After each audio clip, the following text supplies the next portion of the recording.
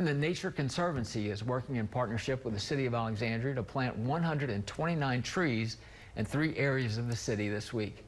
Carmen Taffy has more on this project. The Alexandria project is part of the Nature Conservancy's Louisiana Treesilient program.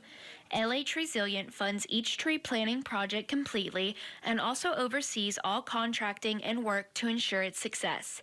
This program covers 22 parishes in Louisiana to repair and restore urban tree canopy that was damaged by hurricanes in 2020 and 2021. Doing work in Sulphur, Louisiana, and DeRidder, New Orleans, Slidell, Terrebonne, and so there's a lot of different communities that are ultimately being impacted by this funding and this opportunity to restore urban canopy.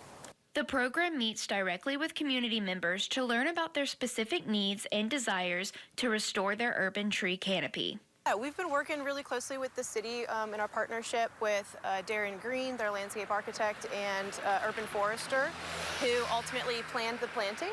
And then the Nature Conservancy and Louisiana Treesilient is ultimately coordinating the effort. Amanda Takis, who is the Nature Conservancy's Community Forest Conservation Coordinator for Louisiana, explains just how important trees are in the community.